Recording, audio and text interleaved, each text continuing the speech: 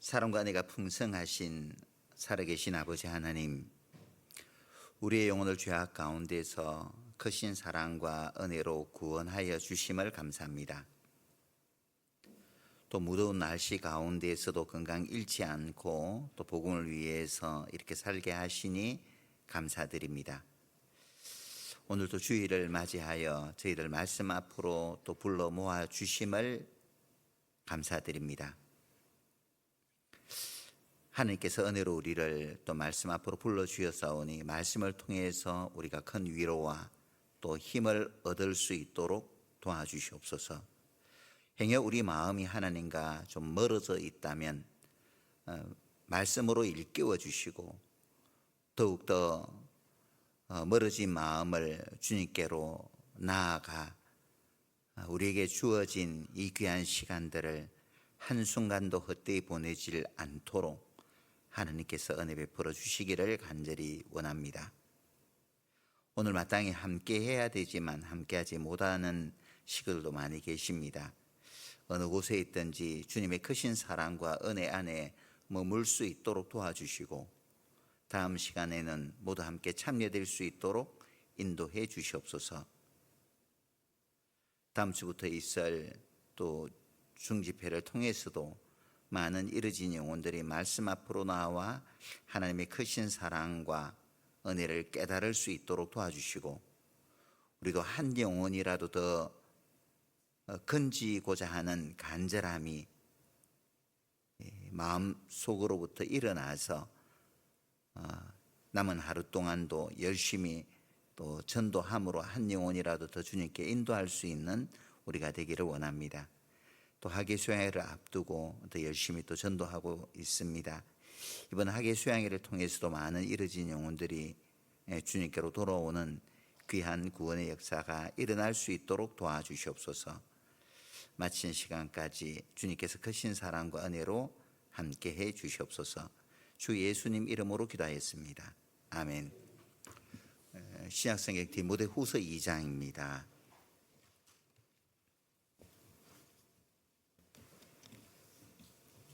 신약성경 디모데후서 2장입니다.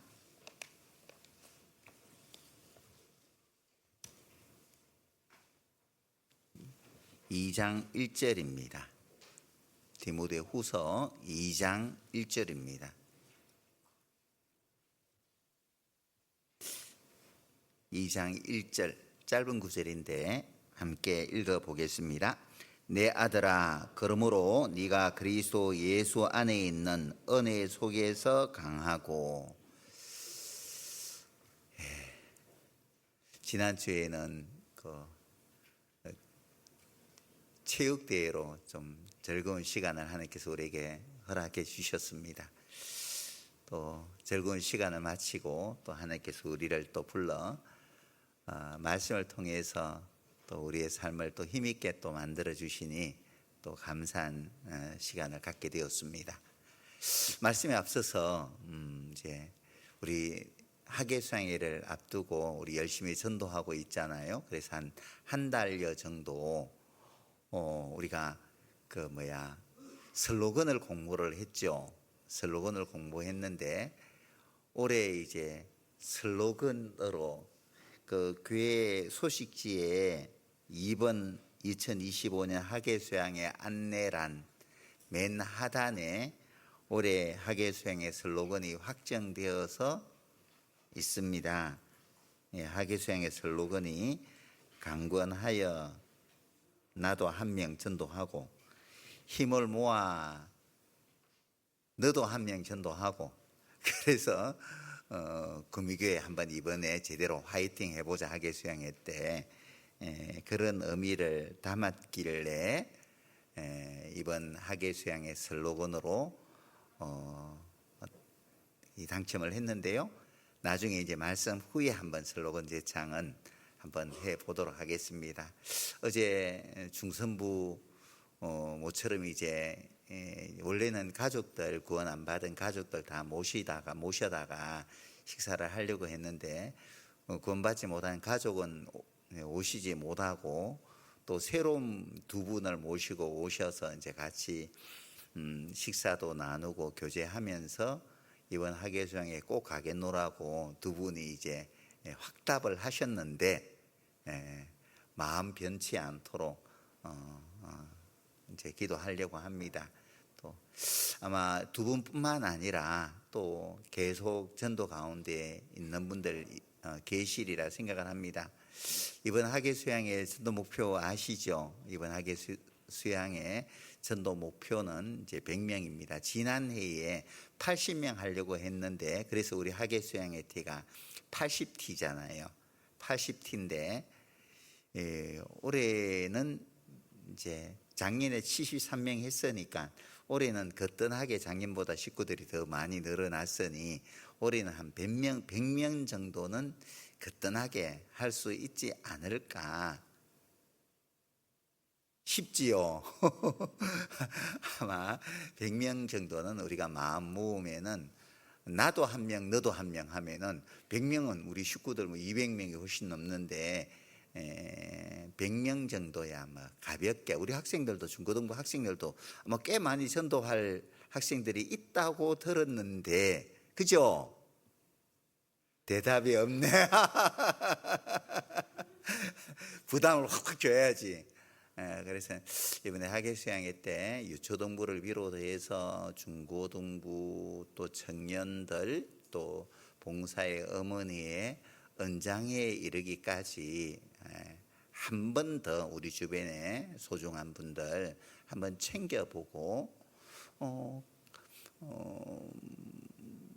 하나님께서 우리에게 주신 은혜는 세상 무엇과도 바꿀 수 없는 것이잖아요. 이것을 하나님께서 우리에게 값없이 이제 베풀어 주시는 건데, 값없이 주시기 때문에 가치 없는 것이냐? 그것은 아니었잖아요. 우리가 계속 은혜와 평강에 대해서 말씀을 배우고 있는데, 값없이 주시는 것이라고 해서 결코 작은 것은 아니었었어요. 그저 주시고 그저 받는 은혜이기 때문에 우리 소중한 분들에게 우리는 그냥 그저 나눌 수 있는 거잖아요. 복된 소식을. 그래서 남은 기간 우리가 열심히 또 전도해야 되겠고, 또 당장 내일부터 3, 4교구 중집회가 있는데 보니까 그 3, 4교구보다 1, 2교구가 전도하는 확정자 수가 조금 많은 것 같은데요. 비슷한가 어쩐가 그런 것 같아요. 3, 4교구 아직 하루가, 전하 저에게는 아직 12척의 배가 남았습니다. 누구 말이죠? 이순신 말이죠. 하나님 우리에게는 오직 하루가 더 남았습니다. 하루 동안 열심히 또 하면은 10명을 못 하겠어요. 20명을 못 하겠어요. 그래서 하루 동안 남은 시간에 또 열심히 전도함으로 또 빈자리를 채울 수 있는 우리였으면 하는 바람입니다.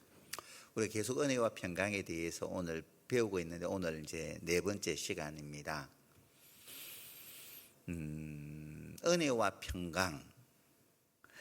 우리 모두가 하나님의 은혜 속에서 살고 싶은 마음은 한결같으리라 생각을 합니다.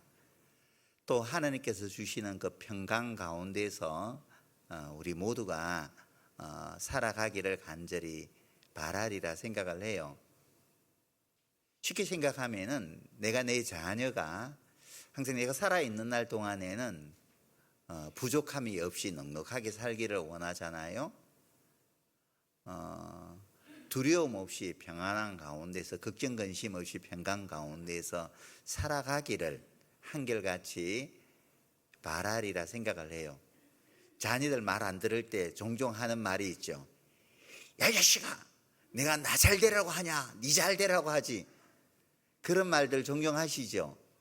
내 잘 되라고 하냐, 니 잘 되라고, 네가 평안하게 살았으면 좋겠다 하는 게 부모 마음이에요.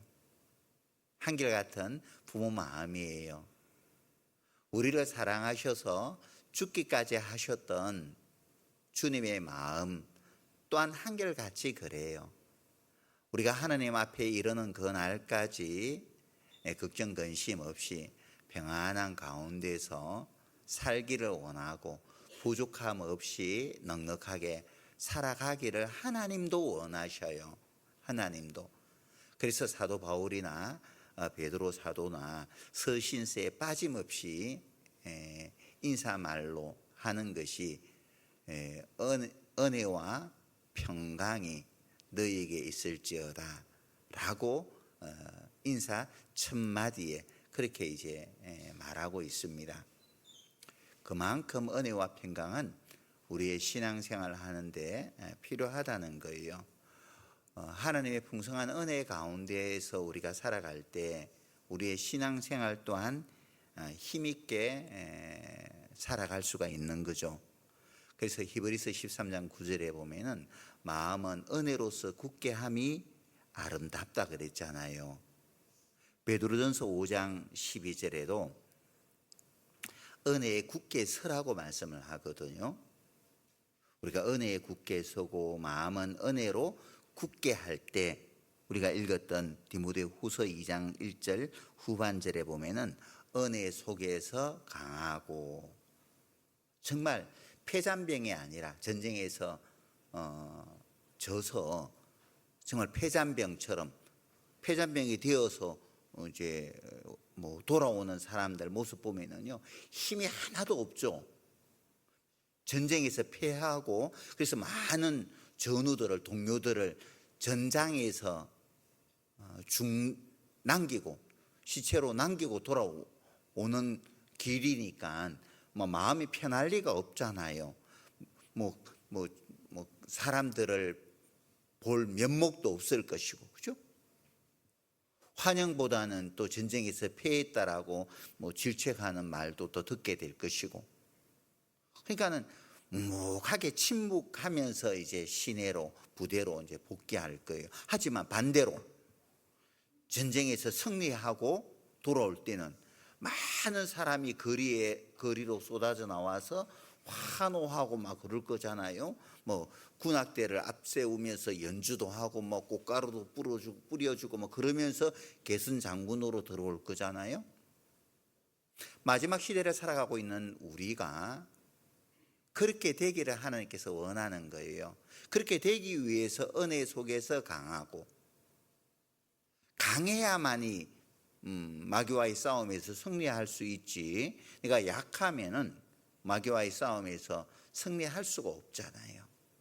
그래서 은혜가 차고 넘칠 때 우리의 신앙생활은 더욱더 힘이 넘치게 되어 있습니다. 근데 우리가 하나님께로부터 많은 은혜를 받았음에도 불구하고 은혜를 마음속에 새기지 못한다면은, 기억하지 못한다면은 받은 은혜가 나에게 무용지물이 되어지는 거예요. 나에게 아무리 많은 돈을 가졌다 할지라도 돈을 가졌다는 것을 모른다면은 궁색하게 살아야 되거든요. 예를 들어서 우리 집에 꽃병이 있는데 대대로 내려온 꽃병이에요. 근데 이 꽃병의 가치를 몰라. 그래서 때로는 뭐 국화도 꽂아놓고 때로는 장미도 꽂아놓고 그렇게 이제 방치해 놓은 꽃병인데, 근데 이게 언제적 꽃병이냐면은 신라 시대 때 꽃병이라고 가정해 봅시다. 돈으로 환산하면은 100억 된대요. 근데 나는 이제 그것을 모르니까 허름한 집에서 걷다가 100억짜리 꽃병에다가 국화도 꽂아 넣고 장미도 꽂아 넣고 할미꽃도 꽂아 넣고 그렇게 해서 가지고 있었던 거예요. 그리고 매일 점심 때는 국수, 저녁에는 라면, 아침 때는 죽 말아 먹고 그렇게 사는 겁니다. 몰랐으니까. 그 꽃병이 100억짜리 꽃병을 팔았으면은 당장 허름한 집에서 나와서 뭐 인동에나 옥계나 큰 아파트 하나 짓고 그 나머지 돈 가지고는 전기세탁 시켜가지고 죽는 날까지 편안하게 살 거잖아요. 몰랐으니까는 궁색하게 사는 거예요. 우리의 신앙도 마찬가지죠. 하나님께서는 차고 넘치는 은혜를 주셨음에도 불구하고 그 은혜를 우리가 생각하지 못한다면은, 기억하지 못한다면은, 되새기지 못한다면은, 그 은혜 위에 굳게 서지 못한다면은 아무런 가치가 없어요. 많은 은혜를 주셨음에도 불구하고 이 은혜들은 나에게 무용지물인 거죠. 그래서 지난 시간에 하나님께서 우리에게 주신 은혜가 어떤 은혜인지를 10가지를 들어서 말씀을 하셨는데 아마 다들 바쁘게 살다 보니까 잊어버렸을 거예요. 그럴 겁니다. 자, 하나님께서 우리에게 주신 은혜들 하나하나 한번 먼저 생각해 보죠. 하나님께서 우리에게 주신 은혜 하면 먼저 생각나는 게 뭐예요? 나 같은 죄인을 하나님께서 구원해 주신 것, 나 같은 죄인 살리신 주 은혜 놀라와 나 같은 죄인이 하나님의 은혜로 구원받게 된 것, 정말 놀라운 은혜잖아요. 받을 만한, 구원받을 만한 어떤 그런 행동도 하지 않았는데 하나님은 은혜로 나를 불러 죄사함을 얻게 해주셨어요. 이거 은혜죠. 그래서 나는 천국 소망 가지고 산단 말이에요. 곧 죽어도. 세상에서는 행색이 이래도 영원한 천국 가면은 이 세상과 비할 수가 없잖아요. 두 번째, 하나님께서 나에게 주신 은혜, 나를 하나님의 자녀 삼아 주셨어요. 그죠? 하나님의 자녀가 되었다는 것은 또 하나님의 후사이기도 하다, 이런 뜻이죠. 벌레와 구더기 같은 이런 나를, 거지 왕자 아시죠? 다리 밑에 이제 거지로 보내다가 왕궁에서 이제 사람이 나와서 잃었던 왕자 찾았다 하면서 말이에요, 왕궁으로 데려가 봐요. 하루아침에 거지의 신분에서 왕자의 신분으로 격상되어 버리는 거잖아요. 우리가 그래요. 세상에 아무런 소망 없이 헛된 것만 쫓아 살아오던 우리를 하나님께서 은혜로 부르셔서 자녀 삼아 주신 것, 정말 놀라운 하나님의 은혜가 아니겠어요? 내가 하나님의 자녀로, 하나님의 후사로 살아가는 것, 정말 놀라운 하나님의 은혜예요. 우리 집이 대부분 다 한 채 아니면 없을 수도 있는데요, 진짜 우리 집은요, 이건 조금 있다가 이제 두고 갈 것이고, 진짜 우리 집은 어디 있어요? 저기 있잖아요. 저 위에 등기되어 있단 말이에요. 저 위에, 하늘나라에. 지난 주일에도 잠깐 말씀했지만은, 저 생각해 봐봐요. 청담동 펜트하우스가 200억이라고 합니다. 200평짜리 아파트가 200평인가 80평인가 그게 200억 한대요. 200억. 청담동 200억짜리 아파트가 멋있을까요? 천국 화장실이 멋있을까요? 그걸 말이라고 해요, 목사님 아침부터. 천국에 화장실만 못하는 거예요, 여기는. 그죠? 근데 내 아파트가, 내 집이 말해 천국에 그렇게 등기되어 있는 거예요. 은혜잖아요. 그거 생각하면은 그냥 로또 복권 1등 20억짜리 당첨돼 놓으면은 이제 그냥 입이 귀에 걸려버리잖아요. 입에 귀에 걸려서 좋은 일이 있어? 주변 사람들이 물어봐도 괜찮네. 말 못하죠. 20억 당첨됐다 하면 넉 달같이 이제 달려들 것 같아서 좋은 일이 있어. 그 날이 오면 올수록 기쁘단 말이에요. 그냥 입이 귀에 걸리는 거예요. 20억. 영원한 하나님의 자녀로, 하나님의 후사로 영원한 천국이 나를 위해 예비되었다는 것만 생각하면은 살 맛이 나요. 그래요? 살 맛이 나야 되거든. 살아가다 피죽 한 그릇도 먹지 못한 것처럼 풀 죽어서 살 게 아니라 살 맛이 나야 돼요. 그 은혜를 잊어버리니까는 살 맛이 안 나는 거죠. 하나님께서 우리에게 주신 은혜 또 하나는 뭐냐면은 세상에 살아가면서 무엇을 위하여 살아가는지도 몰랐는데, 그래서 우리는 헛된 삶을 살았는데 이제 남은 삶을 무엇을 위해 살아가야 될 것인지 삶의 참된 목적을 알게 해주신 것이 은혜잖아요. 헛된 삶에서 참된 삶으로 돌아서게 하셨으니 은혜잖아요. 우리는 이 땅에 살아가면서 눈에 보이는 것이 전부인 것으로 생각하고 눈에 보이는 것만 부지런히 쫓아 살아오던 우리였었어요. 근데 이제 우리가 깨달아 알게 된 것이 눈에 보이는 것이 전부가 아니라는 것을 발견하게 되었잖아요. 하나님께서 우리에게 주신 말씀을 통해서. 그래서 우리의 돌아보는 것은 보이는 것이 아니라고 말씀을 하셨는데, 근데 우리 가운데 눈에 보이지 않는 것이 더 가치 있고 더 영광스러운 것이라는 것을 알매도 불구하고 때로는 다시 예전으로 돌아가서 눈에 보이는 것을 통해서 참된 만족을 얻으려고 하고 행복을 얻으려고 하는 그런 삶을 살아가는 하나님의 자녀들도 때로는 있다 이 말이죠. 안타깝게도 눈에 보이는 것에 만족함이 참된 행복이 있는 것이 아닌데, 그 지난번에 한번 이야기했죠. 멧돼지가 말이 배가 고파서 산을 가다가 도토리가 한 목 떨어져 있어요. 이거 이게 웬 도토리야 해서 도토리를 정신없이 주워 먹었는데 이제 그것으로는 양이 안 차요. 도토리가 땅에 떨어져 있으니 이 땅을 해비에게 팔면은 도토리가 많이 있을 거다 싶어서 멧돼지 주둥이가 길게 튀어나왔잖아요. 튀어나온 주둥이 가지고 막 맨 땅을 후벼 팠단 말이에요. 도토리가 나와요, 안 나와요? 안 나와요. 도토리는 어디에 있어요? 위에 있거든. 이 바보 멧돼지가 말이에요. 땅에 도토리가 떨어져 있으니 땅에 도토리가 있는 줄 알고 막 주둥이 가지고 막 땅만 후벼 판 거예요. 시거생 고생만 하고 주둥이만 다 터져버렸지. 육중한 그 몸으로 말이에요. 도토리 나무를 몇 번만 한 두세 번만 흔들었으면은 얼마나 배가 터지도록 도토리 먹었을 거잖아요. 아이고, 구원받은 그리스도인이 그 어리석은 멧돼지처럼 말이에요. 주둥이가 다 터지도록 눈에 보이는 것에 참된 만족, 행복이 없는데 그리스도와 함께 다시 살리심을 입었으면은 위의 것을 찾아야 되는데 여전히 주둥이로 이 땅의 것만 헤비며 찾고 있는 거예요. 그러지 말자라는 겁니다. 그래서 하나님은 은혜로 삶의 참된 목적을 깨달아 알게 해주셨어요. 또 네 번째로는 하나님께서는 우리에게 소망을 주셨죠.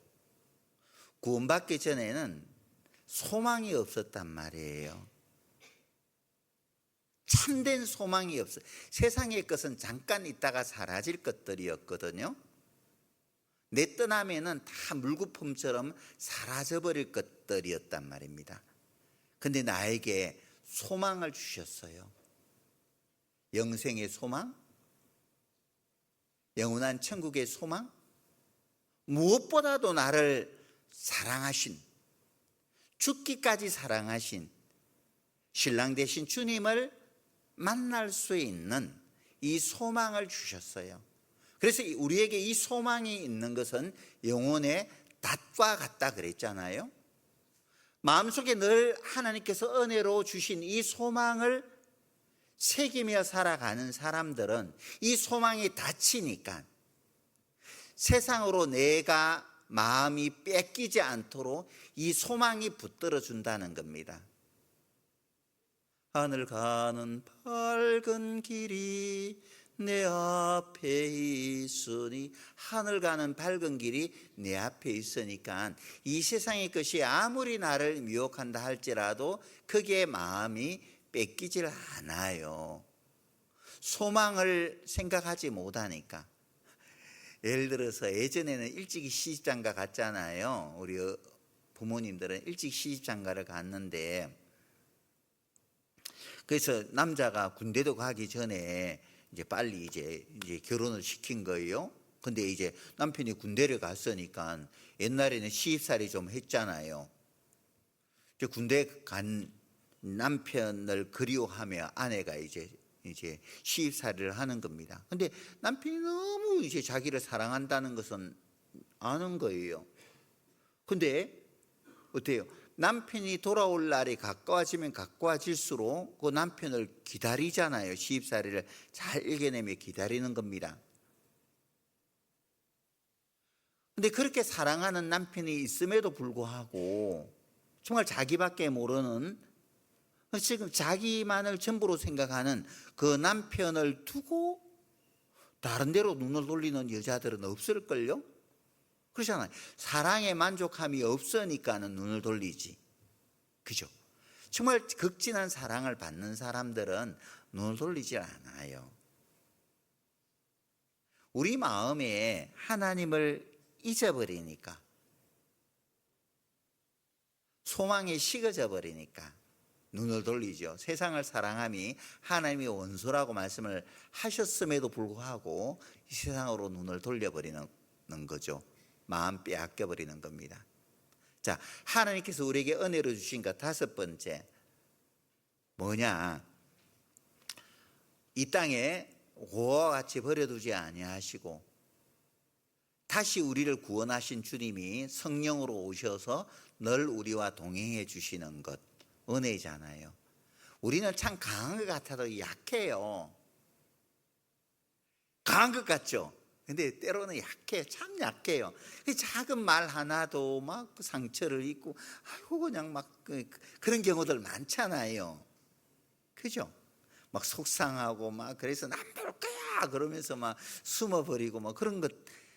한순간에 강한 것 같아도 한순간에 무너지는 경우들 많아요. 세상에 마음 뺏기지 말아야 되겠다 다짐했지만은 또 세상에 쉽게 마음을 빼앗기기도 하고. 그래서 그 물가에 아이를 둔 부모는 그 아이에게 눈이 떼지질 않죠. 위험하니까. 마치 우리도 그래요. 세상에 우리가 살고 있는데 세상은 정말 그 죄악으로 가득 찼기 때문에 자녀들이 믿음을 지키면서 산다는 것이 쉽지 않을 거잖아요. 매일 시시각각 마귀가 자녀들을 공격하는 그런 세상이잖아요. 이 세상에 하나님은 존귀한 자녀들을 두신 거예요.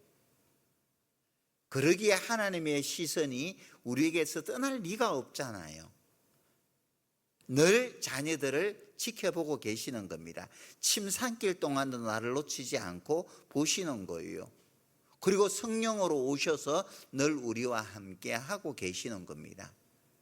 이게 은혜잖아요.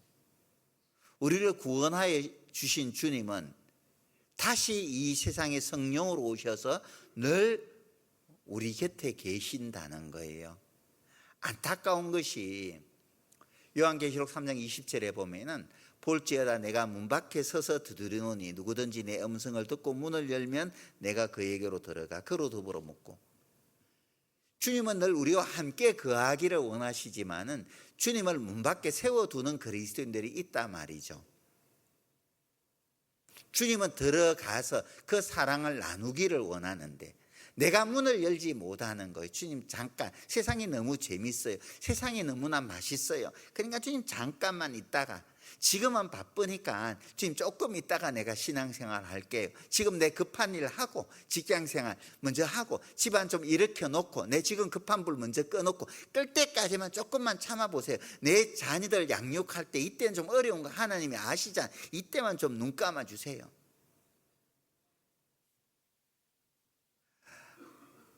그 자녀가 집 떠나면은 호강해요, 고생이에요?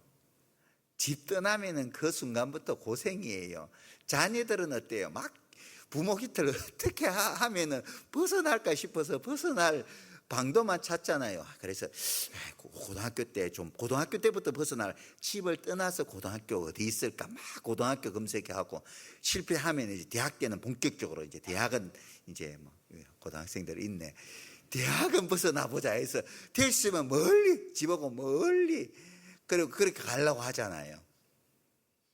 그러면 나가서 살면 고생이에요. 그때부터 고생이에요.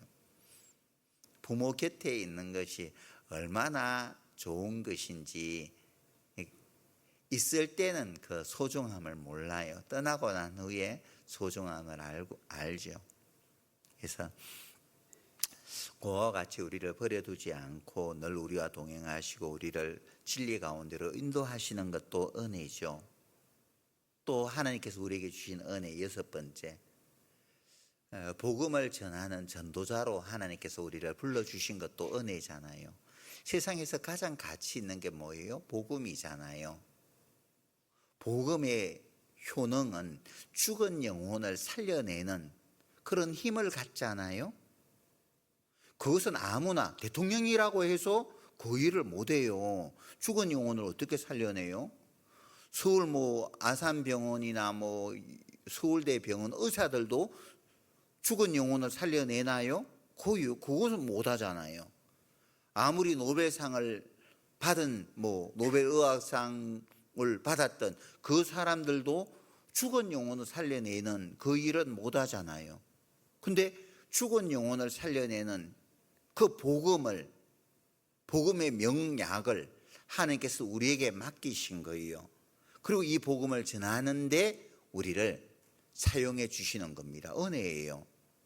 세상에 나보다 더 지혜롭고 뛰어난 사람들이 많은데 이 귀한 일을 정말 아무 능력도 없는데 지혜도 부족한데 말주변도 없는데 내세울 것도 없는데 이런 나를 하나님께서 부르셔서 이 귀한 복음을 전하는 일에 써주시니 이거 은혜잖아요.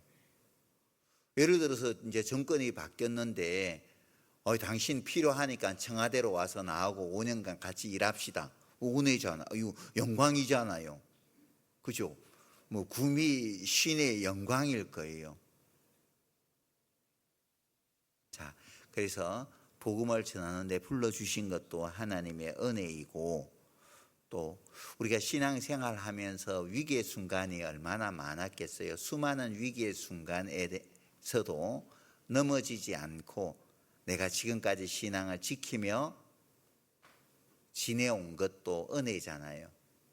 그래서 우리 찬송가에 지금까지 지내온 것 주의 크신 은혜라 그러잖아요. 지금까지 지내온 것, 구원받고 한때 나하고 같이 열심히 신앙생활 했던 갑작스럽게 친구들 많았잖아요. 그 친구들 지금은 이제 연락도 안 되고 그런 친구들, 교제에서 떨어진 그런 친구들 많이 있을 거예요. 근데 나는 실족지 않고 지금까지 그 위기의 순간에서 실족할 뻔했던 그 순간들 참 많았잖아요. 또 실족했다가 돌아오신 분들도 많이 계시고, 그러니까 위기의 순간에서도 실족지 않고 미끄러지지 않고 또 은혜 가운데서 지낼 수 있음도 하나님의 은혜잖아요. 또 8번째는 하나님께서 혼자는 넘어지기 쉬우니까 같이 힘내라고 곁에 많은 믿음의 동력자를 주심도 하나님의 은혜죠. 하나님의 은혜예요. 또 9번째도 하나님의 크신 은혜 가운데에서 지내는 날 동안 때로는 내 뜻대로 이루어지지 않는 그런 순간들도 참 많았겠죠. 근데 때로는 내 뜻대로 되지 않음으로 인해서 마음 아파하는 그런 시간들도 많았는데, 내 뜻대로 되지 않은 것을 하나님께서 선으로 바꾸어서 은혜로 만드신 순간들 참 많이 있었으리라 생각을 해요. 모세는 자기 계획대로 자기 생각대로 이스라엘 백성들을 힘으로 애굽에서 건져내려고 했잖아요. 그래서 자기 동족하고 유대인하고 애굽 사람하고 싸울 때 힘으로서 애굽 사람 쳐 죽여버렸잖아요. 그죠? 어떤 거 자기가 이제 바로의 공주의 아들이니까 왕자니까 힘으로 어떻게 해보려고 했는데 그것이 실패로 끝나버렸잖아요. 그래서 이제 하루아침에 왕자의 신분에서 도망자의 신분이 되었는데, 근데 도망자의 신분에 있던 모세를 하나님께서 부르셔서 다시 애굽으로 돌아가게 하시고, 그리고 애굽에 있는 이스라엘 백성들을 구원해내는 일에 모세를 귀히 써주시잖아요. 때로는 내 뜻대로 되지 않는 것이 하나님의 은혜일 수가 있습니다. 그래서 우리는 이렇게 수많은 은혜들을 가지며 받고 누리며 살아가는데 그 받은 은혜를 이제 잊어버리는 거예요. 잊어버리는 거예요. 잊어버리다 보니까는 이제 힘있게 살지 못하는 거죠. 자, 그러면 오늘은 이 은혜를 우리가 어떻게 하면은 하나님께로부터 지속적으로 공급받을 수가 있는가? 왜 하나님의 은혜를 쉽게 망각하고 그 은혜를 누리지 못하는가? 하나님의 은혜를 계속 끊임없이 공급받으려면은 우리가 어떻게 살아갈 때 쉼 없이 하나님께서 우리에게 은혜를 베풀어 주시는가? 그것을 잠깐 생각해 보도록 하겠습니다. 출애굽기 20장입니다.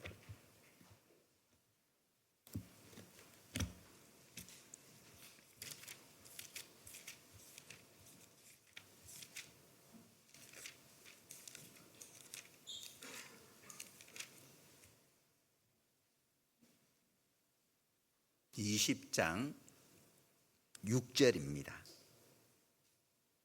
다시 한번 읽어보겠습니다. 나를 사랑하고 내 계명을 지키는 자에게는 천대까지 은혜를 베푸느니라. 놀라운 말씀이잖아요. 천대까지, 2대까지만 은혜를 베풀어 주시는 게 아니라 3대까지, 내 손자까지 은혜를 베풀어 주시는 게 아니라 언제까지요? 천대까지. 누구에게 하나님께서 천대까지 은혜를 베풀어 주신다고요? 하나님을 사랑하고 내 계명을 지키는 자에게. 하나님을 사랑하는 사람이 하나님의 계명을 지켜요. 나를 사랑하는 자들이 나의 계명을 지키느니라. 예수님께서 그렇게 말씀을 하셨거든요. 나를 사랑하지 아니하는 자는 나의 계명을 지키지 않는다. 그렇게 말씀을 하셨어요. 먼저 우리 마음속에 주님을 사랑하는 마음이 있어야 될 것이고, 그 사랑하는 사람에게 하나님께서는 하나님의 말씀을 맡기셔요. 그리고 그 말씀을 받은 그 사람들이 하나님의 말씀에 순종하며 살아가는 겁니다. 우리도 그렇죠. 집에 맛있는 떡을 만들어 놨어요. 양은 얼마 안 돼요. 말 잘 듣는 아이에게 학교 마치고 오면은 맛있는 떡을 줄까요? 말 안 듣는 아이에게 줄까요? 말이라고 해요. 솔직하게 미운 자식에게 떡 하나 더 준다고 해도 미운 자식에게 떡 하나 더 주기보다도 예쁜 자식에게 하나 더 주지 뭐. 안 그래요? 그렇게 되어져요. 마찬가지로 말 안 듣는 자식은 안타깝죠. 애가 타죠. 자식이기 때문에 버릴 수는 없는 거예요. 긍휼함이 있는 거예요. 근데 정말 좋은 것은 순종하는 자식들에게 더 많은 것을 주고자 하는 것이 부모의 마음이듯이 하나님도 마찬가지예요. 하나님도 하나님의 말씀을 순종하는 사람에게 천대까지 은혜를 베풀어 주신다는 것은 아낌없이 하나님께서 은혜를 베풀어 주신다, 이 말씀이죠. 내 삶의 모든 필요들을 하나님께서 넉넉하게 채워주시겠다, 이 말씀인 거예요. 나보다 내 삶에 필요한 것들을 하나님께서 더 잘 아실 거잖아요. 내 모든 삶을 아시는 분이기 때문에 우리는 내일 내 앞에 어떤 일이 찾아올지 알 수가 없어요. 나는 내 앞에 어떤 일이 펼쳐질지를 알지 못하지만은 하나님은 아시잖아요. 하나님은 나의 모든 걸음까지 세시는 분이기 때문에 정말 내가 하나님을 사랑하고 하나님의 말씀에 순종하며 살아갈 때 내 앞에 장애물이 없도록 하나님께서 길을 열어주시는 겁니다. 가만히 생각해 봐봐요. 왜 내가 하나님의 은혜를 누리지 못할까? 왜 저 형제 자매들은 저렇게 밝게 살 수 있을까? 저렇게 힘있게 살 수 있을까?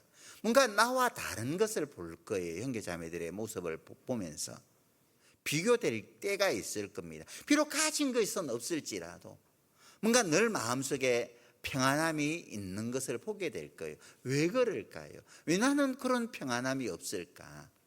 순종하지 못하기 때문에. 하나님의 말씀에 내 자신을 굴복시키지 못하기 때문에.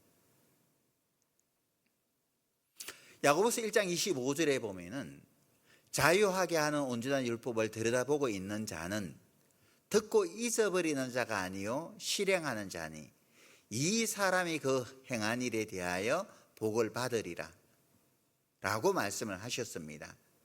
자유하게 하는 온전한 율법을 들여다보고 있는 자는 듣고 잊어버리는 자가 아니에요. 주신 말씀들을 마음속에 잘 새기고 그 말씀에 나를 굴복시켜 가는 겁니다. 제일 안타까운 것이 상담하다 보면은 말씀에는 그렇게 되어 있지만은 꼭 우리가 말씀대로 살 수는 없는 거잖아요. 그렇게 말할 때가 가장 안타까워요.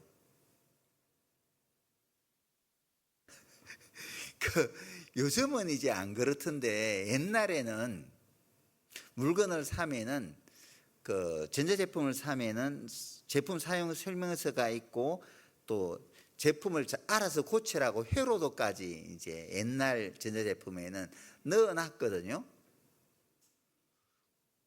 그것은 그 전자제품을 만든 회사에서 그 전자제품이 어떻게 구성되어 있는지, 어떤 부품이 들어가 있는지를, 어떻게 결합되어 있는지를 그 회로도 속에다가 자세하게 문제가 발생했을 때 고쳐라고 회로도를 넣어 놓은 거예요. 또 잘 용도에 맞게 사용하라고 사용 설명서를 같이 첨부해서 넣었단 말이에요. 생긴 게 이렇게 생겼으니까 이거 회로도 뭐 사용 설명서 필요 없어, 나는 이렇게 쓸 거야. 망가지죠. 제가 얼마 전에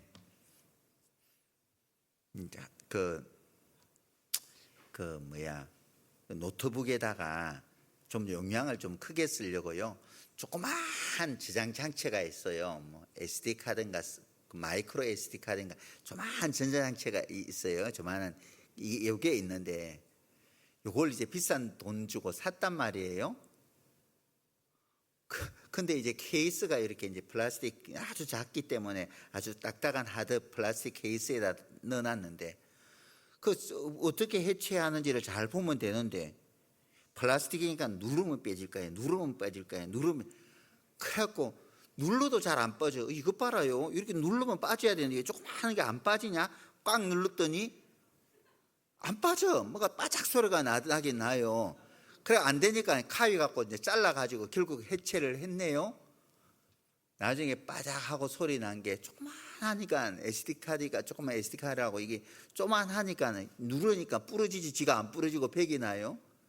이 노트북에 넣는데 이게 돌아가나요? 안 돌아가지? 그래갖고 그걸 갖다가 본드 가지고 붙여가지고 어떻게 해보려고 그게 돌아가나오? 왜냐면 사용 설명서를 잘 읽었으면 비싼 돈 버리지 않을 건데 말이에요. 막 사용 설명서도 저를 읽어보지 않고 막 힘으로 하니까 고장 나지 뭐. 고장 안 나고 백이 나요. 우리보다 더 잘 아시는 하나님이 네 생각대로만 하려고 하지 말고 이게 정로야. 인생을 살아가는데 이게 정로니까 말씀에 너를 맞춰야 되지. 하나님이 내가 그러면 나한테 맞출까? 그럴 수도 없잖아요. 우리 인생을 설계하신 하나님께 나를 맞추어야 되지. 하나님 그게 아니고 나한테 하나님 맞추어야 돼. 이게 지금 맞아요. 이렇게 하면은 꼬일 수밖에 없는 거예요. 은혜를 누리지를 못하는 겁니다. 그래서 자유하게 하는 온전한 율법을 들여다보고 있는 자는 듣고 잊어버리는 자가 아니고 그 말씀을 하나하나 내 삶 가운데 새기고 적용시켜 나가는 사람들이 힘이 있어요. 여자들은 좀처럼 운전할 때 길을 실수를 안 해요. 왜냐하면 길을 잘 모르니까 아예 처음부터 내비게이션 딱 틀어놓고 내비게이션대로만 쭉 바로 갑니다. 쭉 바로 가요. 남자들은 내비게이션 무시하거든. 그 길보다 요 길이 빨라. 가다가 기계가 지시한 대로 가면 금방 갈 건데 요 길이 빨라 해놓고 한참 삥삥 돌다가 헤매다가 나중에 넣는단 말이에요. 이 자기 생각대로 버리고 뭐 기계가 오직 잘 알고 그냥 안내해 주겠어요. 근데 기계님 잠깐만, 내비게이션 잠깐만, 이건 나가 잘 알아요 해서 가다가 엉뚱한 길 헤매버리는 경우들이 종종 있더란 말이죠. 내비게이션은 때로는 에러도 있습니다만은 하나님은 절대 에러가 실수가 없는 분이잖아요. 하나님께 나를 맞추는 삶을 사는 겁니다. 그럴 때 하나님께서 나를 위해서 예비하신 은혜를 우리는 풍성하게 누릴 수가 있습니다. 욥기서 33장 말씀을 보겠습니다.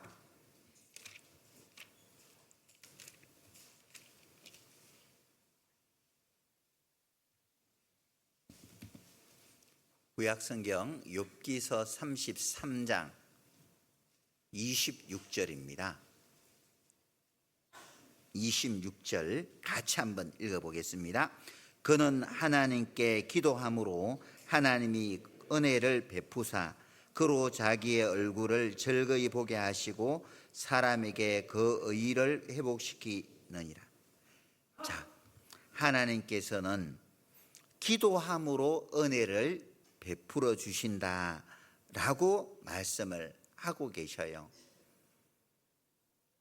기도하는 사람이, 기도는 하나님께 구하는 거잖아요.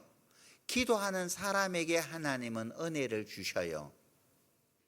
기도하는 사람에게. 부모는 자녀를 위해서 뭐든지 아끼질 않잖아요. 근데 자녀가 구하지 않으면은 그냥 네 힘으로 할 수 있다고 그럼 내버려 두는 겁니다. 부모가 지혜로워야 되는 것이 자녀가 구하지도 않았는데 덜컥덜컥 그냥 알아서 해주잖아요. 그러면 자녀들은 부모가 해주는 것을 당연히 생각해요. 그러면 스스로 일어날 수 있는 힘이 없어지는 거죠. 자녀가 정말 도움이 필요해서 간절하게 구할 때, 스스로 해결할 수 있는 힘이 없을 때 부모는 아낌없이 자녀에게 도와줄 수 있는 범주 내에서 다 베풀어 줍니다.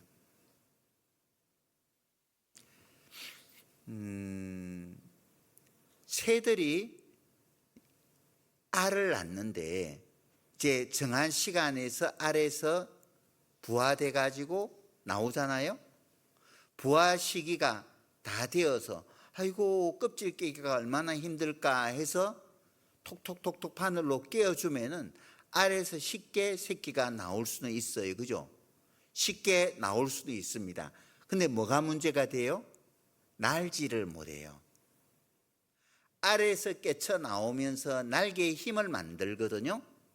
근데 바늘로 톡톡톡톡 쳐가지고 날개 껍질을 쉽게 깨어주면은 쉽게 알에서 깨어 나올 수 있지만은 알을 깨뜨리면서 만들 그 날개의 힘을 그때 만들지 못함으로 날지 못하는 새가 되어버린다는 거예요.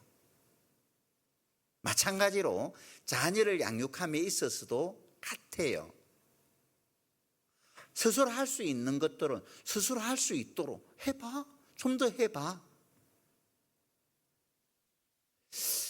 이스라엘 백성들을 하나님께서 회복시켜 주실 것을, 전 세계로 쫓겨났다가 회복시켜 주실 것을 약속을 하셨어요. 에스겔 36장에 보면은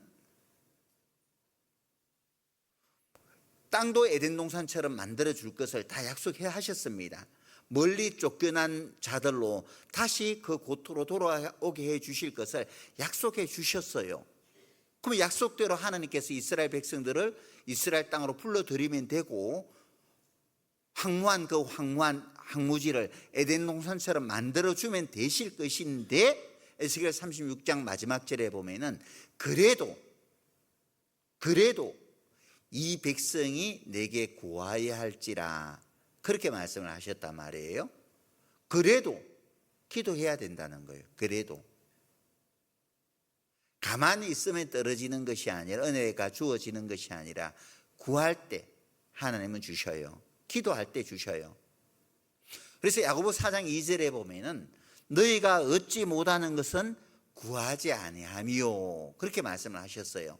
풍성한 은혜를 하나님께서 우리에게 주시기를 원하는데 왜 우리가 그 은혜를 누리지 못해요? 구하지 않기 때문에 그래요.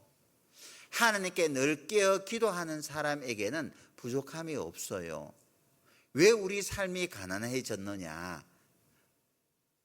왜 궁핍해졌느냐? 구하지 않았기 때문에. 뭐 아무거나 구한다고 해서 다 주시느냐? 그것은 그렇지 않죠. 그를 향하여 우리의 가진 바 담대한 것이 이것이니 그의 뜻대로 무엇을 구하면 들으심이라. 요한일서 5장 14절에서 그렇게 말씀을 하셨어요. 그의 뜻대로 구할 때, 하나님의 마음에 맞는 기도를 할 때, 맞는 기도가 뭐예요? 그의 나라와 의를 구하는 기도죠. 이것을 하나님 들어주셔요. 그래서 우리는 하나님의 풍성한 은혜를 누리기 위해서 늘 깨어 하나님께 기도해야 된다. 시편 31편 말씀 보시겠습니다.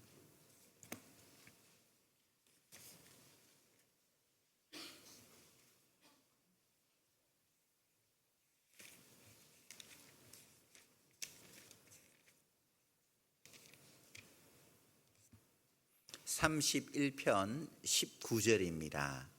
시편 31편 19절 말씀 찾았으면 천천히 같이 한번 읽어보죠. 주를 두려워하는 자를 위하여 쌓아두신 은혜, 곧 인생 앞에서 주께 피하는 자를 위하여 베푸신 은혜가 어찌 그리 큰지요. 여기 보면은 쌓아두신 은혜가 있다고 그랬죠.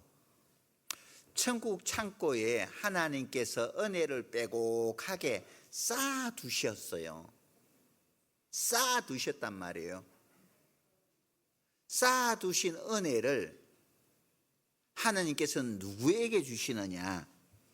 주를 두려워하는 자들, 하나님을 경외하는 사람들을 위해서 하나님께서 은혜를 쌓아두신 거예요.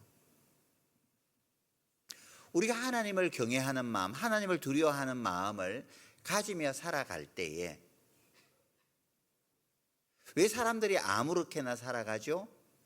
하나님을 경외하는 마음이 없기 때문에 그래요. 하나님을 두려워하는 마음이 없기 때문에 그래요. 사람의 눈을 의식하는 것이 아니라 정말 하나님을 우리가 두려워하고 하나님을 경외하는 그 삶이 우리에게 필요하잖아요.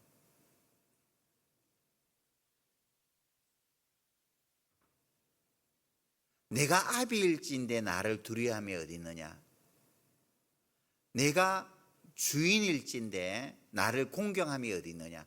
말라기서 1장 6절에서 그렇게 말씀을 하셨거든요. 이스라엘 백성들이 하나님을 아버지라고 하면서 하나님을 공경함이 없었어요.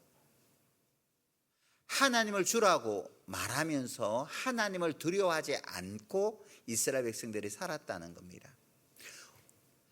자녀가 부모를 공경하는 것은 당연한 거잖아요.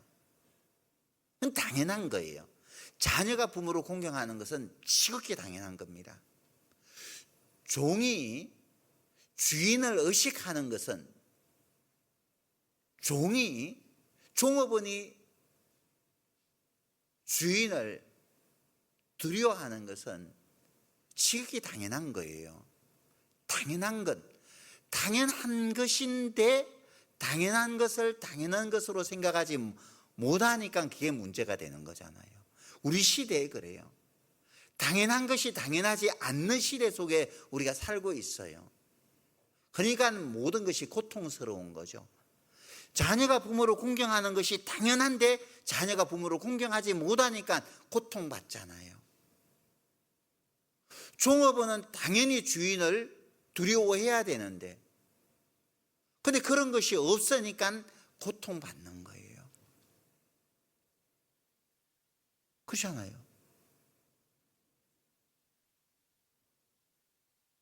질서가 무너지고 있는 거죠.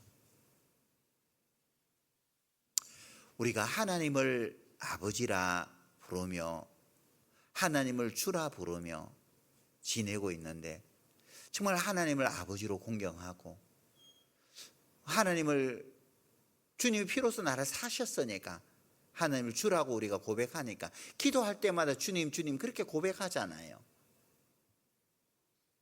정말 마음의 그리스도를 주인, 내 삶의 주인으로 인정하며 살아간다면은 하나님께서 나를 귀하게 여기지 않을까.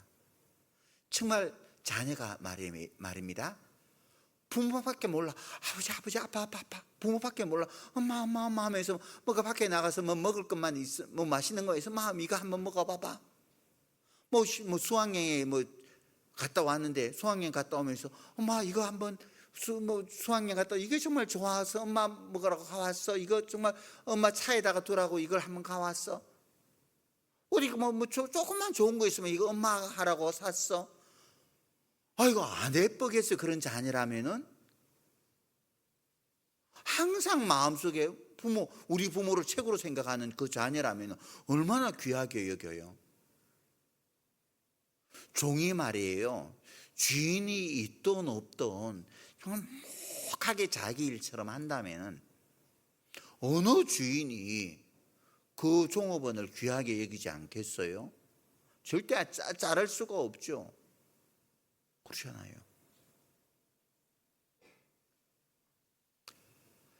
우리가 하나님을 두려워하고 하나님을 경외하는 마음으로 살아가면은 하나님께서 그 사람에게 은혜를 아낌없이 베풀어 주셔요. 고람되어 신전의식을 가지자 늘 말씀을 드리잖아요. 항상 하나님이 항상 눈동자처럼 우리 삶을 주목하시고 살피셔요. 그래서 부끄러움 없이 윤동주 씨가 서시에서 하늘을 우러러 한 점 부끄러움이 없기를 입새에 있는 바람에도 나는 괴로워했다. 그렇게 시를 써 내려가잖아요. 참 아름다운 맑은 마음이죠. 그 마음이 될 수 없을까? 하나님 보기에 한 점 부끄러움이 없기를 정말 부끄럽지 않게 하나님 앞에 부끄럽지 않고 무엇보다 내 자신에게도 부끄럽지 않고 하나님의 자녀로서 하나님의 종으로서 내 자신에게 부끄럽지 않고 내 사랑하는 가족들에게 정말 부끄럽지 않게 살 수는 없을까?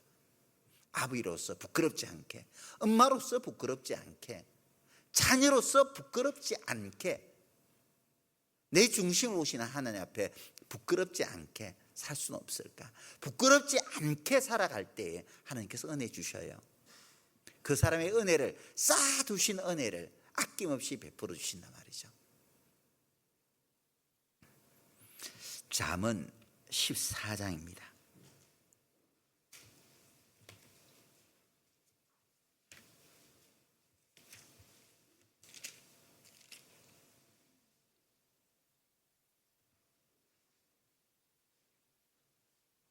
(14장) 9절입니다.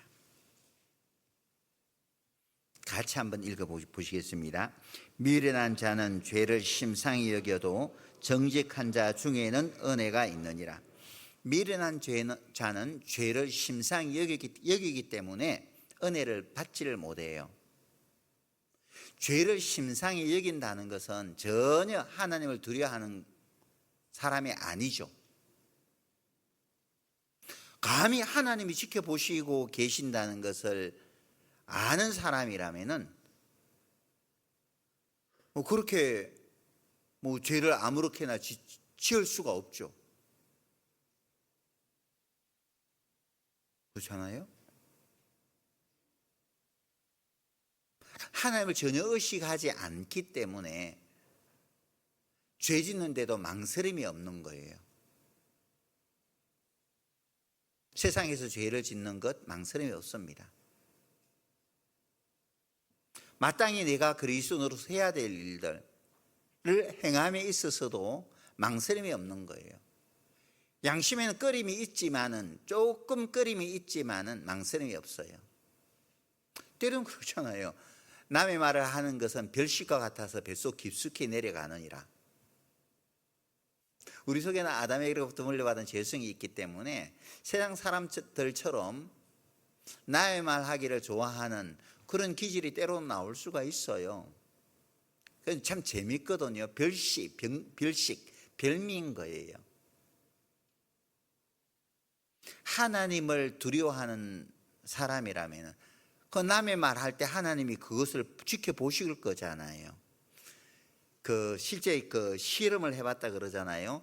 한쪽 사람들에게는 좋은 말, 한쪽에는 루머, 안 좋은 말을, 소문을 퍼뜨려 봤어요. 근데 좋은 말은 가다가 한 30-40% 전하다가 도중에 끊겨버려요. 근데 안 좋은 말은 순식간에 다 퍼져버려요. 한 순식간에. 그렇다면 우리가 남의 말할 때 좋은 말을 많이 하겠어요? 안 좋은 말을 많이 하겠어요? 안 좋은 말. 재밌거든. 근데 망설임이 없는 거예요. 왜? 하나님을 두려워하는 마음이 없으니까 그래요. 하나님을 두려워하는 마음이 있다면 감히 그럴 수 없죠. 그래서 미련한 자는 죄를 심상히 여기는 거예요. 아무렇지 않게 생각하는 거예요. 두려움이 없기 때문에. 그러니까 하나님의 은혜를 누리지를 못하죠. 정직한 자 중에는 은혜가 넘친다고 말씀을 하는 겁니다. 정직한 사람은 하나님이 뻔히 드러날 일이니까 뭐 속일 수가 없는 거니까 정직하게 말할 수밖에 없는 거죠. 하나님이 지켜보고 계시는데 그게 어떻게 내가 속일 수가 있어요, 감히. 요셉은 그랬잖아요. 보디발의 집에서 종으로 섬길 때에 보디발의 아내가 요셉을 유혹했을 때 그 한번 비위 맞춰주면 얼마든지 편안하게 호의호식 할 수 있음에도 불구하고 내가 어떻게 하나님 앞에서 덕제하리까? 내가 어찌 하나님 앞에서 호람되어죠? 하나님이 항상 내 자신의 삶을 지켜보시고 계신데 하나님 지켜보시고 계시는데 내가 어떻게 당신하고 잠자리를 함께 할 수 있겠습니까? 그래서 다리야 날 살려라 하고 도망가 버렸잖아요. 이로 인해서 잠시 어려움은 주어졌지만은 모함으로 감옥에 갇히기는 했지만은 결국은 하나님께서 그를 높여 애굽의 총리 대신으로 세워 주셨잖아요. 그죠? 정직하게 살면은 지금 당장은 어렵게 될 수 있을지 몰라도 결국은 하나님께서 그에게 은혜 베풀어 주시는 겁니다. 잠깐의 위기를 모면하기 위해서 임기응변으로 거짓말을 하기보다도 늘 우리는 하나님 앞에 정직하게 살아가야 되는 겁니다. 정직하게 살아가야. 그 사람에게 하나님께서 은혜를 주셔요. 야고보서 4장 말씀.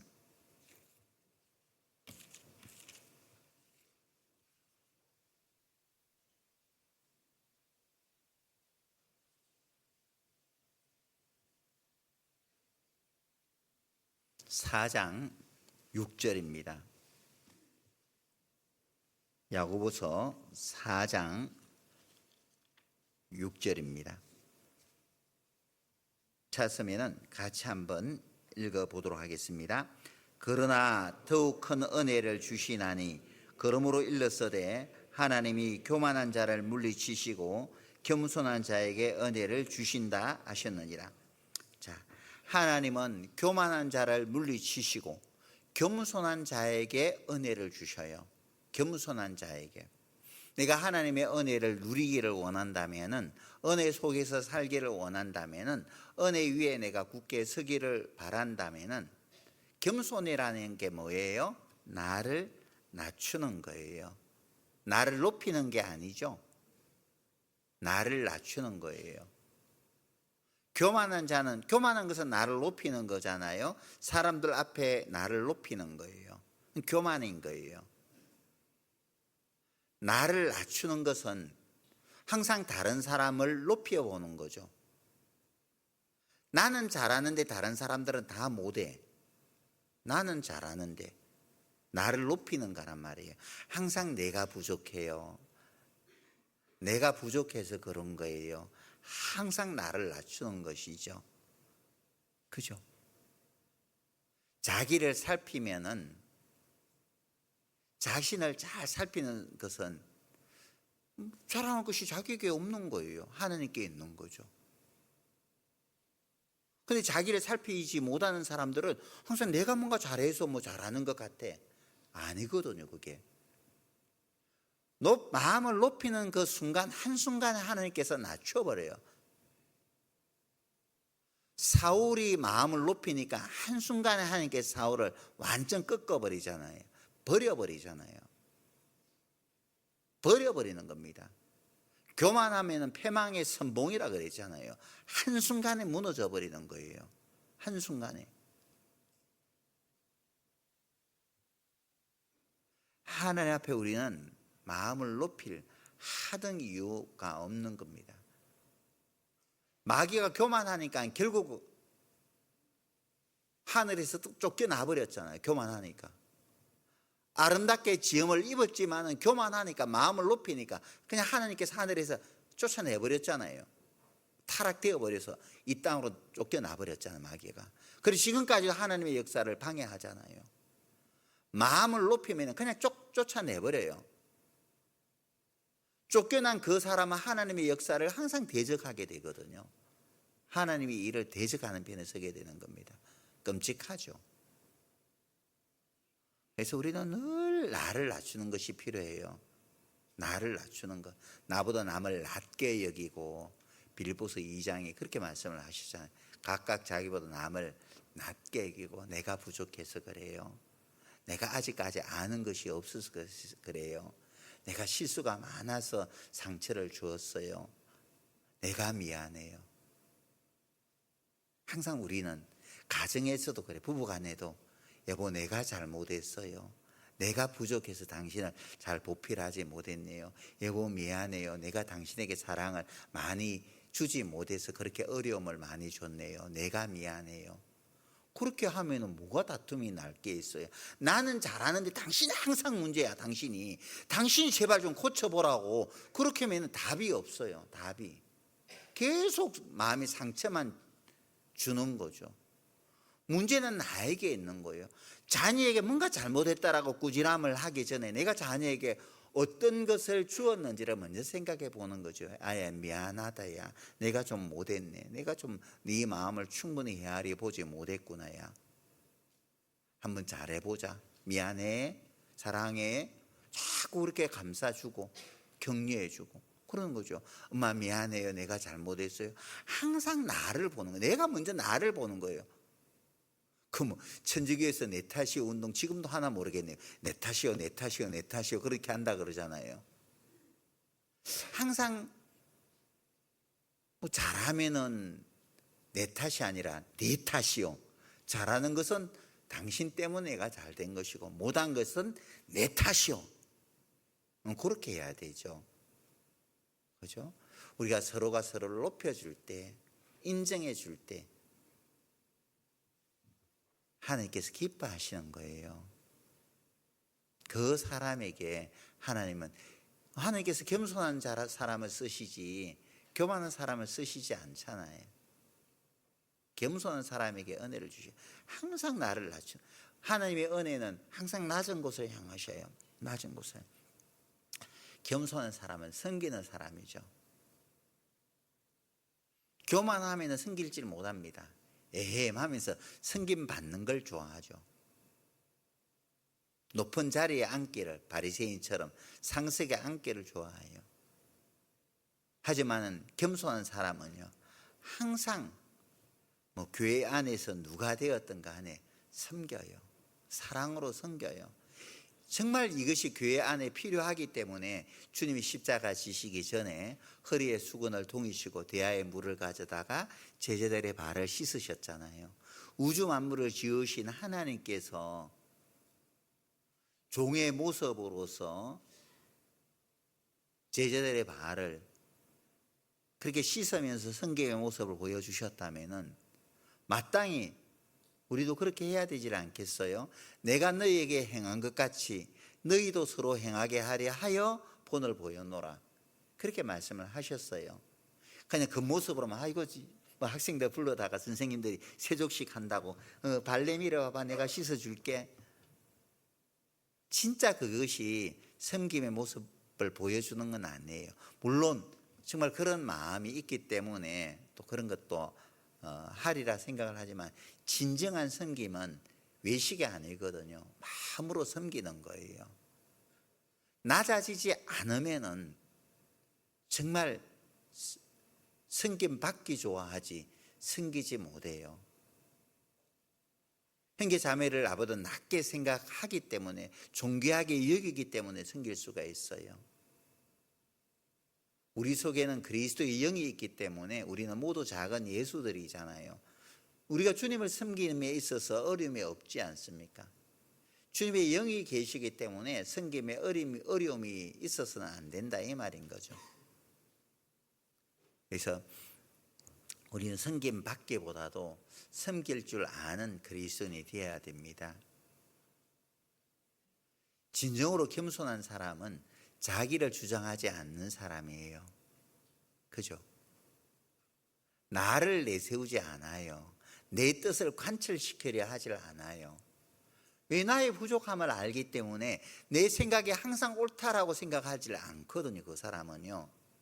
내가 부족함이 많은데, 내가 하나님이 아닌데, 내가 어떤 것을 어떻게 모든 것을 알고 어떻게 모든 것을 알아서 판단은 할 수 있나요? 아니거든요. 그래서 낮은 바다는 그냥 낮은 곳에 있기 때문에 다 받아주잖아요. 바다가 좋은 것이 왜 바다가 좋아요? 모든 것을 받아주니까, 한정없이 받아주니까. 낮은 자리에 있는 사람은, 겸손한 사람은 내 주장을 항상 내세우기보다도 많이 들어요.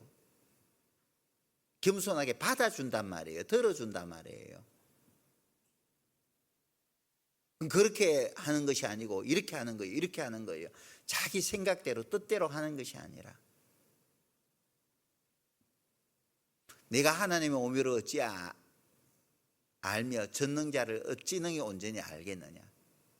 하나님의 오묘를 네가 어떻게 청량하며 하나님의 오묘함을 어떻게 청량할 수 있어요? 하나님은 광대하신 분인데 하나님의 지혜의 깊이를 어떻게 내가 다 알 수 있겠어요? 한정없이 깊으신데. 때로는 내 생각과 맞지 않는 경우들이 교회 생활하다 보면 얼마든지 있을 수 있습니다. 근데 마음을 높이면 왜 교회에서 저렇게 하지? 왜 교회에서는 저렇게 한대? 형제 자매를 판단함에 넘어서서 이제 교회까지 판단하는 아주 무서운 죄를 짓기도 하거든요. 절대 우리는 그래서는 안 돼요. 때로는 좀 맞지 않다 생각이 들 때에는 기다리면 되잖아요. 그의 주인은 하나님이시니까. 만약에 그것이 잘못되었다면 하나님이 바로 잡아갈 거니까. 모세가 애굽 여인을 취했을 때에 아론과 미리암은 이해가 안 됐잖아요. 이스라엘의 지도자인 모세가 어떻게 이방 여인을, 애굽 여인을 아내로 취했냐. 아론과 미리암은 이해가 안 됐습니다. 그래서 모세를 비방하는 말을 했을 때 하나님이 아론과 미리암을 쳐버렸잖아요. 하나님께서 모세를 통해서 이방인을 아내로 삼을 것을, 구원하실 것을 이를 통해서 보여주신 것인데, 하나님의 구속의 그 큰 계획을 아론과 미리암은 몰랐기 때문에 애굽의 여인을 취한 것을 가지고, 하나님께서 만약에 허락지 않았다면 하나님께서 모세를 치셨겠죠. 당연히 징계를 하셔서 어떤 일을 내셨을 거예요. 근데 하나님은 모세가 애굽 여인을 취한 것으로 인해서 어떤 말씀도 하시질 않았거든요. 근데 하나님이 아무 말씀도 하시지 않았는데 왜 아론과 미리암이 모세를 가지고 책망을 했냐 말이에요. 판단을 하고 정죄를 했냐 말이에요. 그래서 하나님께서 아론과 미리암을 치신 것이죠. 그래서 때로는 내 생각에 맞지 않을 때, 이해되지 않을 때는, 그때는 기도하면서 기다리면 돼요. 기도하고 기다리면은 혹시 내가 잘못된 것이 있었다면 깨달아 알게 해주실 것이고, 때로는 이런 어떤 것을 통해서 하나님께서 더 큰 은혜를 또 베풀어 주시기 위해서 그럴 수도 있는 것이니까, 어쨌든 하나님은 하나님의 역사에, 하나님의 일에 손에 끼치시는 분은 아니기 때문에 믿고 기다려 주는 그런 마음이 우리에게 필요하리라 생각을 합니다. 더디 가더라도 우리는 함께 가야 된다는 것, 이것을 우리가 꼭 기억했으면 좋겠습니다. 은혜에 대해서 지금까지 우리가 생각을 해보았고요. 이제 평강에 대해서 생각을 해보려고 합니다. 평강, 헬라어로는 에이레네라고 하는데, 에이레네 이 말은 어떤 말이냐면은 평화가 계속, 평안이 계속 지속되는 것을 말해요. 평안이 그냥 잠깐 반짝 마음이 좋은 게 아니라 평안이 계속 지속되어지는 그 상태, 그 자체를 에이레네, 그렇게 말을 하는 겁니다. 하나님은 하나님의 자녀들이 평안한 가운데서, 평강 가운데서 주님 앞에 가는 그날까지 살아가기를 원해요. 평강. 예를 들어서 주님이 제자들과 함께 배를 타고 이동할 때 큰 풍랑으로 인해서 제자들이 죽을 위기에 놓였을 때 주님은 어떻게 했어요? 배 고물에 주무셨잖아요. 그 풍랑 속에서도 미동도 하지 않고 주님은 그냥 쿨쿨 잠을 잤어요. 주무시고 있는 주님을 제자들이 깨우잖아요. 우리의 죽게 된 것을 돌아보지 아니하십니까 하면서, 우리의 죽게 된 것을 돌아봐 주세요, 좀 살려주세요, 이게 안 보여요 하니까는 믿음이 적은 자들아 하면서 풍랑을 금방 잠잠케 해주셨잖아요. 그친 풍랑 속에서도 요동하지 않는 것, 이게 평안이잖아요. 아무리 세상이 그냥 내 마음 막 흔들어버려도 그냥 환하게 웃음으로 받아 넘길 수 있는 것, 그게 평강인 거예요. 그잖아요. 하나님은 하나님의 자녀들이 그렇게 되기를 원하시는 거예요. 그렇게 되지 못한 제자들에게 믿음이 적은 자들아, 주님이 그렇게 말씀을 하셨거든요. 자, 요한복음 20장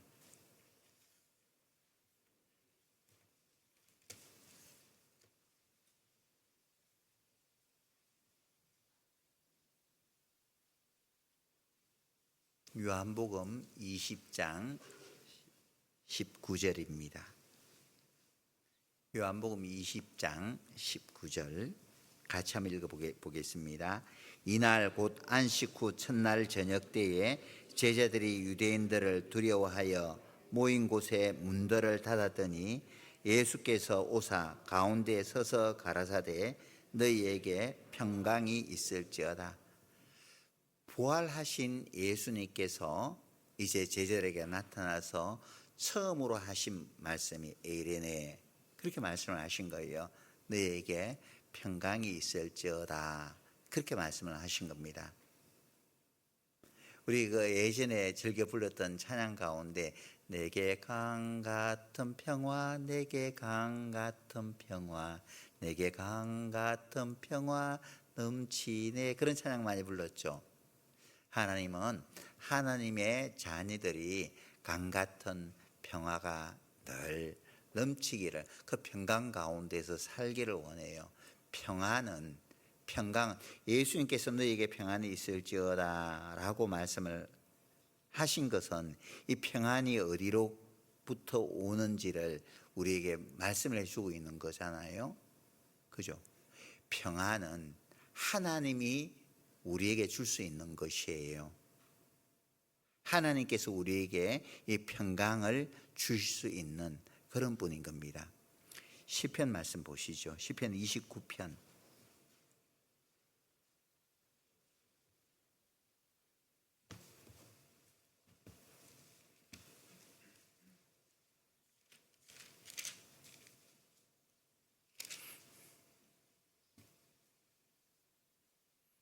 11절입니다. 같이 한번 읽어보도록 하겠습니다. 여호와께서 자기 백성에게 힘을 주시며 여호와께서 자기 백성에게 평강의 복을 주시리로다. 여호와께서 자기 백성에게, 자기 백성 하나님의 자녀들에게 평강의 복을 주시도다. 하나님께서 이 평강의 복을 우리에게 주셔요. 누구에게? 자기 백성에게. 자기 백성에게 평강의 복. 우리가 하나님의 자녀가 되었을 때 진정한 참된 평강을 맛볼 수가 있지, 하나님의 자녀가 되지 않으면 진정한 참된 평안이 마음속에 찾아오질 않아요. 러시아의 유명한 대문호인 톨스토이 아시죠? 톨스토이는 귀족의 자녀로 태어났습니다. 원래 굉장히 부유한 집안의 자녀로 톨스토이가 태어났어요. 그런데 집은 부유했지만 마음은 늘 가난한 거예요. 톨스토이가 행복을 모르고 이제 지냈다는 겁니다. 물질의 풍요로움은 있었지만 마음은 풍요롭지 못했던 거예요. 근데 어느 날 시골을 지나갈 때가 있었는데 농부가 아주 평안한 가운데서 환하게 웃으면서 여름날 떼약볕에서 일을 하고 있는 거예요. 너무 평화롭게 보이는 겁니다. 그래서 가던 길을 멈추고 농부 곁으로 다가가서 보기 좋으네요. 어떻게 하면 그렇게 평화롭게 지낼 수가 있어요? 분명히 날이 더워서 힘든 것은 분명하게 보이는데 얼굴 보니까 그렇게 당신보다 행복하게 사는 사람은 없는 것처럼 보이네요. 어떻게 그렇게 평화롭게 보낼 수가 있어요? 하니까는 이 평안은 하나님께로부터 오는 겁니다. 하나님을 알고 하나님을 믿음으로 내 마음속에 이런 평화가 찾아오게 되었습니다. 그 소식을, 그 이야기를 듣고 톨스토이가 깜짝 놀란 후에 하나님을 찾게 되었다고 그래요. 그리고 하나님을 찾고 난 후에 인생의 참된 행복을 얻게 되었다고 이야기를 합니다. 인생의 참된 행복, 인생의 참된 평안은 주님 만났을 때, 주님의 사랑을 내가 깨달아 알았을 때 참된 행복, 마음속에 참된 평안이 넘쳐요. 정말 우리가 사랑하는 사람을 만나잖아요. 우리 처녀총각들 봐봐요. 처녀총각들 보면은 결혼을 앞두면 어때요? 처녀총각들이 얼굴이 환히 피어요. 근데 아직까지 결혼할 사람이 없어서 그런가 얼굴이 핀 청년들은 안 보여요. 시켜줘야지 되는데. 근데 결혼을 하게 되면은요, 막 그렇지 않아요. 그래서 티 나거든요. 뭐 좋은 일이 있어. 말 안 해도 딱 표가 나요. 얼굴이 환하게. 사랑에 빠지면 그렇게 된다고 하거든요. 그 다이돌핀이 있잖아요. 엔돌핀의 1000배가 된다고 하는 다이돌핀은 사람이 사랑에 빠질 때 다이돌핀이 돈다고 하거든요. 세상에서 가장 큰 사랑은 하나님이 우리 사람을 사랑하는 사랑이잖아요. 아카페. 그 사랑을 깨닫게 되었을 때 마음의 평안이 찾아와요.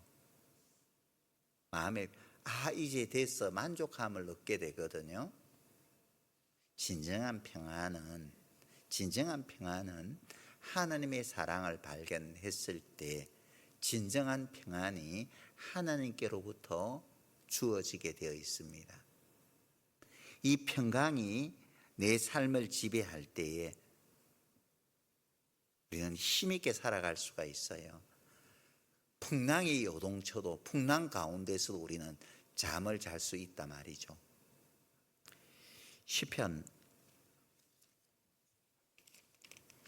4편 말씀 보죠. 시편 4편 8절에 보면은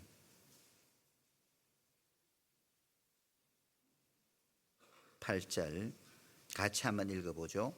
내가 평안히 눕고 자기도 하리니 나를 안전히 거하게 하시는 이는 오직 여호와시니이다. 이 시편 4편은 시편 3편과 연결되어 있습니다. 같은 배경에서 기록되었다고 하거든요. 그럼 시편 3편 보시죠. 넘겨보면은 시편 3편은 어떤 배경을 깔고 있냐면은 1절 위에 보면은 다윗이 그 아들 압살롬을 피할 때 지은 시라고 되어 있거든요. 압살롬이 다윗의 아들이었는데 반역을 하죠. 아버지에게 반역을 하고 그리고 아버지를 죽이려고 했던 겁니다. 갑작스럽게 반역을 일으키다 보니까 다윗이 황급히 맨몸으로 성에서 도망쳐 나간 거예요. 너무 촉박했기 때문에 맨발로서 산을 그 앞에 감람산을 올라갔다. 맨발로. 그러니까 울면서 감람산을 올라갔던 그런 절박한 상황 속에서 시편 3편과 시편 4편이 만들어졌어요. 혹시 내가 이 순간 내 삶이 힘들다라고 느껴지는 분들은 시편 3편과 시편 4편 말씀을 집에 돌아가셔서 꼭 읽어보셔요. 내가 아무리 내 삶이 지금 힘들고 공고하다 하더라도 아들에게 쫓겨가는 다윗만 할까 생각해 보면 많은 위로가 돼요. 근데 자, 봐봐요. 다윗이 너무나 황급하다 보니까는, 촉박하다 보니까는 맨발로 울면서 이제 빈몸으로 왕궁에서 빠져나가서 도망치는데, 뭐가 좋아서 4절 후반절에 보면은 평안히 눕고 잤을까? 평안히 눕고 잤다는 게 에이레네거든요. 평강했다는 거예요. 마음은 평화로웠다는 겁니다. 마음의 평강이 있으니까 그 촉박한 가운데서도, 그 위급한 상황 가운데서도, 그 두려운 상황 가운데서도, 미래가 보이지 않는 그 상황 속에서도 에이레네 평강이 유지되었던 거예요. 그래서 평안히 눕고 잠을 잘 수 있었던 거죠. 그래서 우리 삶에 어떻게 내가 살아갈 때 이 평강을 누릴 수 있는지, 이게 대해서 이제 다음 시간, 원래 오늘까지 은혜와 평강에 대해서 마무리 지으려고 했었는데 조금 좀 길어졌네요. 좀 더 자세히 보다 보니까 길어졌는데, 다음 시간에 평강에 대해서 마무리 말씀 하도록 하죠. 평강에 대해서 다 마무리하고 난 후에는 이제 우리가 하나님을 좀 두려워하며 살아가면 좋겠다. 고람되어 신전의식을 가지고 살아갔으면 좋겠다. 항상 늘 그런 생각을 가지게 됩니다. 그래서 이제 은혜와 평강 마치고 나면은 이제 하나님을 경외하는 삶에 대해서 좀 오랫동안 좀 묵상을 해볼까 싶습니다. 우리 시대에 정말 하나님을 믿는다고 하는 사람들은 많이 계신데, 정말 하나님을 경외하며 살아가는 사람은 정말 몇이나 될까, 항상 그런 생각을 갖게 돼요. 그래서 오래전부터 하나님을 경외하는 삶에 대해서 한번 설교를 준비해야지 이제 생각하고 있었는데요. 어쨌든 오늘 이거 떼고 은혜 평강 떼고 빨리 경외하는 삶에 대해서 말씀을 해야 되겠다 이제 생각을 했었는데 이제 떼지를 못했네요. 그래서 다음 시간에 평강에 대해서 좀 더 생각을 해보고 다음에는 하나님을 경외하는 삶에 대해서 말씀을 생각해 보도록 하겠습니다. 함께 기도하겠습니다. 고마우신 아버지 하나님, 우리를 사랑하셔서 이 풍성한 은혜를 값없이 늘 베풀어 주심을 감사합니다. 은혜 받게 합당한 삶을 살아가는 하나님의 자녀들이 한결같이 다 될 수 있도록 도와주시옵소서. 오늘 남은 하루도 하나님께서 크신 은혜로 함께 하시고 인도해 주시기를 간절히 바라며 우리 구주 예수님 이름으로 기도하였습니다. 아멘.